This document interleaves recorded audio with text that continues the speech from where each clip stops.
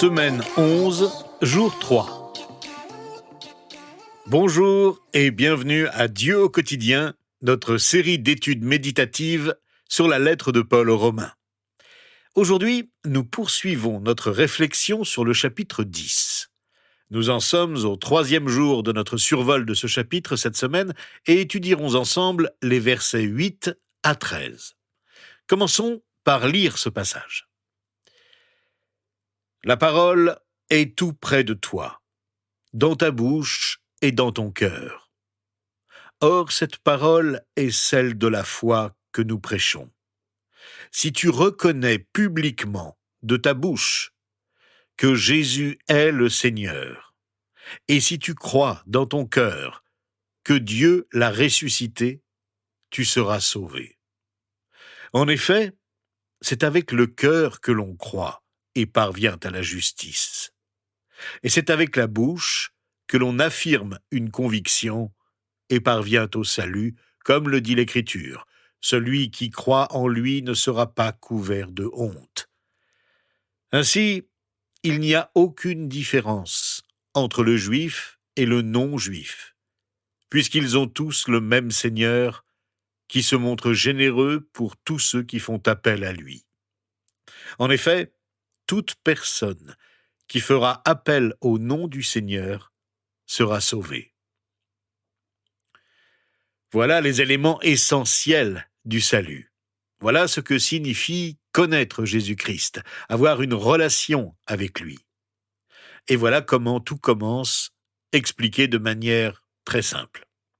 L'essentiel se trouve dans notre bouche et notre cœur, car c'est avec notre bouche que nous confessons, que nous disons à Dieu et aux autres « J'ai foi en toi ».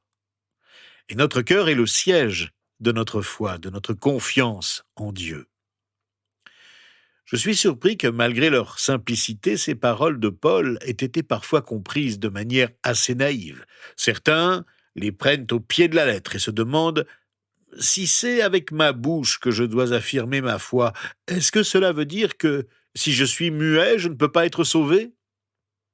En fait, il s'agit d'une image que Moïse avait déjà utilisée et que Paul reprend ici pour parler de l'affirmation de notre foi, et qu'il ne faut pas prendre littéralement. Nous y reviendrons. D'autres se demandent à propos du mot « croire », si c'est avec le cœur que je crois, est-ce que cela veut dire que je n'ai pas besoin d'aller à l'église, d'obéir à Dieu, ou même d'aimer Jésus, puisqu'il suffit de croire qu'il est ressuscité pour être sauvé ? Bien sûr que non. Dans notre texte, il ne s'agit pas d'une simple croyance, mais de ce que nous devons profondément croire. Croire que Jésus est ressuscité veut dire que je crois que Jésus est pleinement Dieu et que je fais entièrement confiance à tout ce qu'il a dit. Cela veut dire que je l'accepte comme Sauveur et comme Seigneur, avec tout ce que cela implique. Enfin, à propos de confesser publiquement sa foi en Dieu, certains se demandent « Est-ce que je dois littéralement dire « Jésus est le Seigneur » ? Est-ce que je ne pourrais pas dire par exemple « Jésus est mon Seigneur » ? Comme s'il s'agissait d'une formule magique que je dois prononcer pour être sauvé. Cela veut tout simplement dire que nous acceptons Jésus comme notre Seigneur et que nous sommes prêts à le confesser publiquement, quels que soient les mots qu'on utilise pour le dire. En fait, ces versets parlent de confession et de foi. De confession, nous le disons aux autres. Nous n'avons pas honte de faire savoir aux autres que nous croyons en Jésus-Christ. La confession est un choix. J'ai le choix de cacher aux autres que je suis un croyant en Christ, quelles que soient les raisons qui motivent mon silence. Mais Paul nous rappelle que si je choisis de me taire, cela dit quelque chose de très, très significatif sur mon manque de foi.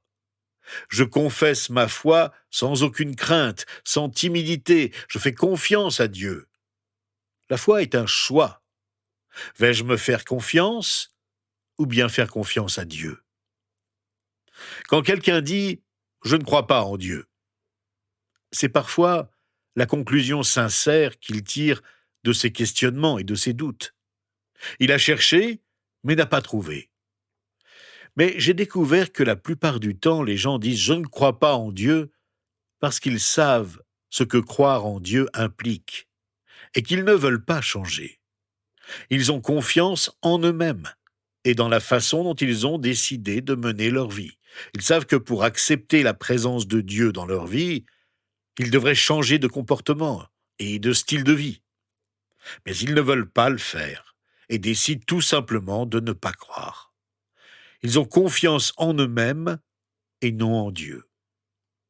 Mais Paul dit à ceux qui renoncent à leurs doutes et à ceux qui décident de croire qu'en fait, c'est avec le cœur que l'on croit et parvient à la justice, et c'est avec la bouche que l'on affirme une conviction et parvient au salut. Celui qui croit et confesse publiquement sa foi en Dieu parvient à la justice et parvient au salut. La Bible du Semeur, proche du texte original grec, dit « Dieu le déclare juste » et Dieu le sauve. Deux expressions qui vont de pair et que Paul utilise souvent dans sa lettre aux Romains, nous l'avons vu. C'est Dieu qui me fait parvenir à la justice, qui me déclare non coupable. Et c'est Dieu qui me fait parvenir au salut, qui me sauve. Nous sommes sauvés parce que Dieu nous a déclarés justes, et parce que nous sommes justifiés, nous avons le salut. L'un ne va pas sans l'autre, l'un ne vient pas avant l'autre. La justification et le salut nous sont accordés par Dieu simultanément et sans délai. Voilà comment s'exprime l'amour de Dieu envers ceux qui confessent et qui croient. Ne compliquons pas les choses, comme beaucoup de théologiens le font. L'Évangile est à notre portée, à la portée de tous, juifs comme non-juifs. L'Évangile n'est pas facile à suivre, mais il est facile d'accès. Il ne se trouve pas au ciel, il ne se cache pas sous terre, il est dans notre bouche et vient du cœur transformé. Nous confessons que Jésus est Seigneur, nous croyons que Jésus est vivant. Jésus est souverain, c'est le maître et le guide de notre vie, celui qui mérite notre obéissance. Il a toujours le dernier mot. Jésus est vivant. Il est ressuscité des morts. Grâce à l'incarnation et à la résurrection, le salut est possible. Et le salut est disponible pour tous. Quiconque invoque le nom du Seigneur sera sauvé. Il n'y a pas de différence entre juifs et non-juifs. Dès notre naissance, nous avons besoin d'être sauvés. Nous ne naissons pas innocents, comme certains le croient. Dès notre jeune enfance, nous avons besoin d'un sauveur. C'est pourquoi Jésus est venu pour nous délivrer de notre condition de pécheurs. Le salut est beaucoup plus qu'une opération de sauvetage. C'est une véritable délivrance qui commence lorsque nous confessons nos péchés et qui nous garantit la vie éternelle. Le salut me délivre d'une éternité sans Dieu. Nous ne pourrons jamais être délivrés de notre condition de pécheur par nous-mêmes. Seul Jésus le peut. C'est pourquoi tous ceux qui invoquent le nom du Seigneur Jésus seront sauvés. Mais certains se demandent, qu'en est-il de ceux qui vivaient avant la venue de Jésus, à l'époque de l'Ancien Testament? Est-ce qu'ils étaient sauvés par les bonnes œuvres qu'ils faisaient? Les choses auraient-elles changé ensuite? Pas du tout. Si vous lisez attentivement la Bible, vous constaterez que dans l'Ancien comme dans le Nouveau Testament, tout le monde est sauvé par Jésus-Christ. Dans l'Ancien Testament, ceux qui étaient sauvés l'étaient en invoquant le nom de quelqu'un qui n'était pas encore né, en faisant des sacrifices. Ils espéraient que le Messie promis, qu'ils attendaient, accomplirait un jour le sacrifice ultime, une fois pour toutes. Ils faisaient confiance au plan de Dieu et en l'amour de Dieu pour eux. La loi de Moïse était inscrite dans leur cœur. Ils aimaient Dieu de tout leur cœur. Et sa parole se trouvait dans leur bouche. C'est donc pour eux aussi que Jésus est mort sur la croix. Les sacrifices qu'ils offraient à Dieu avec sincérité anticipaient le sacrifice de Jésus. C'est ainsi que nous sommes tous sauvés par Jésus-Christ, et Jésus-Christ seul. Si donc nous confessons de notre bouche aujourd'hui que Jésus est Seigneur, et que nous croyons de tout notre cœur que Dieu le Père l'a ressuscité des morts, nous sommes sauvés. Voilà ce que veut dire connaître Dieu. Il ne s'agit pas d'un processus compliqué, les choses sont simples. Nous nous reposons avec confiance en Christ. Il y a beaucoup de choses que nous ne comprenons pas facilement dans les Écritures et que nous ne connaîtrons sans doute jamais ici-bas, particulièrement dans la lettre aux Romains. Et nous avons tendance à remettre en question ce que nous lisons et à l'interpréter à notre manière. Par contre, pour être sauvé, ce n'est pas du tout compliqué. La foi suffit. Pas besoin de processus complexes. Confessons Christ le Seigneur, croyons et nous serons sauvés. La promesse de Dieu ne s'accompagne pas d'exigences pénibles. Il suffit de croire et d'affirmer ce que l'on croit. Grâce à notre confession publique, nous ne serons jamais couverts de honte, c'est-à-dire nous ne serons pas condamnés, déshonorés. La Bible du Sommeur traduit le verset 11 ainsi: « Celui qui met en lui sa confiance ne connaîtra jamais le déshonneur. » Les Juifs qui n'ont pas cru ont trébuché sur Jésus, le rocher, et ont connu le déshonneur, le rejet, la condamnation, comme nous l'avons vu au chapitre 9, verset 33. Mais ceux qui s'appuient sur Jésus, leur rocher, ne seront jamais couverts de honte, parce que Dieu leur a permis de ne pas trébucher. Jésus les a délivrés et les a ainsi couverts d'honneur. C'est donc avec confiance que nous nous tournons vers Dieu dans la prière maintenant et que nous le remercions.